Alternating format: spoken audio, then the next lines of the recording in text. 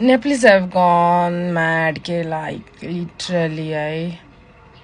राजा आओ देश बचाओ ल ठीक छ राजा आओ देश बचाओ त ठिकै छ तर त्यो भाटबुटी नि किन त्यस्तो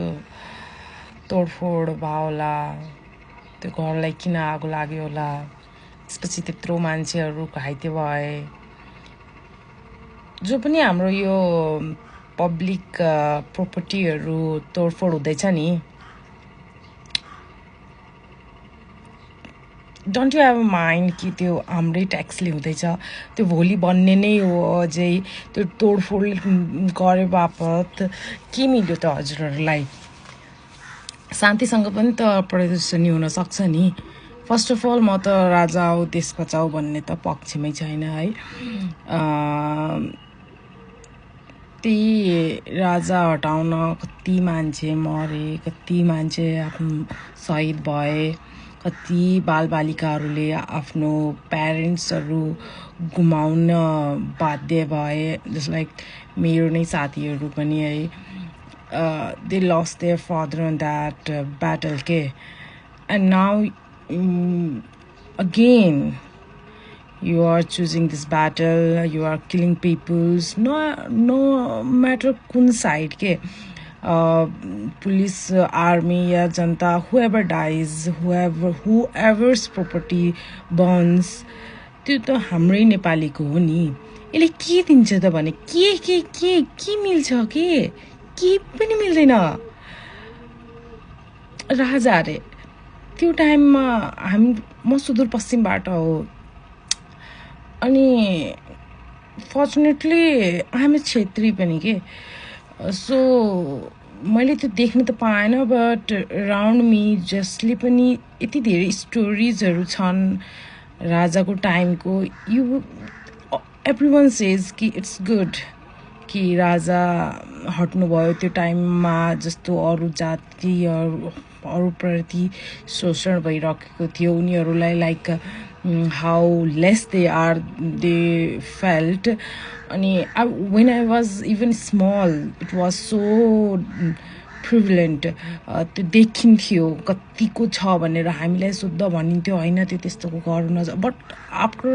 that revolution after everything the country went through people changed even they जो we so called I don't believe है मलाई त धेरै जस्तो थाहा पनि हुँदैन कि कुन कास्ट जस्ट कास्ट भन्दाखेरि के हो कस्तो हो बट स्टिल इट्स जस्ट मलाई थाहा हुँदैन मतलब त्यो छैन भन्ने त होइन नि त आई क्यान जस्ट से कि I can just close my eyes and say there was nothing right there was it and still in some part there is it and because of the revolution we had, those people had the confidence to come forward and say no, we won't tolerate this anymore हैन so अनि त्यसपछि पनि अब जतिखेर हामी हेर्छौं यो कति सालहरुमा 61 देखि अहिलेसम्म त you could see development around yourself यो हैन कि के डेभलप नै भएन म धनगढीबाट हो धनगढीमा 6 लेन सडक बनेको छ है पहिला थिएन मैले 4-5 साल त्यहाँ बस्दाखेरि पनि बजार एरियामा मैले पढ्दाखेरि मैले आँखाले देखेको कति चेन्ज हुँदैछ आई हेभ सीन दैट डेमोक्रेसीमा कति पनि सबै चीज परफेक्ट हुँदैन के अमेरिका जानु न डोनाल्ड ट्रम्पको देख्नु भएको छ कति अहिले कति क्रिटिसिजम मिल्दैछ उहाँलाई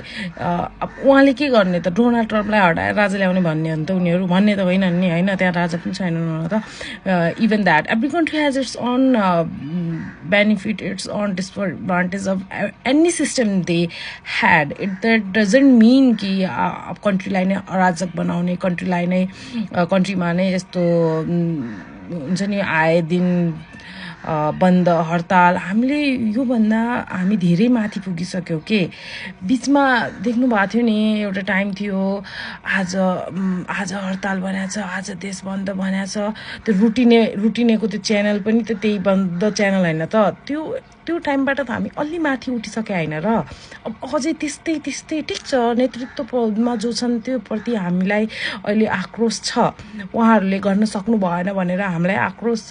छ नभएको होइन सबैलाई छ जो उहाँहरूलाई सपोर्ट गर्दैछन् उहाँहरूलाई पनि छ कि नेतृत्वले यो गरेन नेतृत्वले अझै गर्न सक्थ्यो भन्ने छ हामीलाई but this is not the solution के बाटोमा गएर सार्वजनिक ठाउँमा सार्वजनिक सम्पत्तिहरूलाई आगजनी लगाउने मान्छेहरूलाई पिट्ने कुट्ने अनि इभन आर्मी पुलिसहरूलाई कस्तो मान्छेहरूले भन्दैछ के they are to protect us होइन उनीहरूले जहिले हाम्रो उनीहरू पनि त हाम्रै उनीहरूलाई त्यो जे आयो जे गर्न भन्यो त्यो गर्ने हो नि त उनीहरूले पनि त्यो नगर्यो भने त उनीहरूको पनि त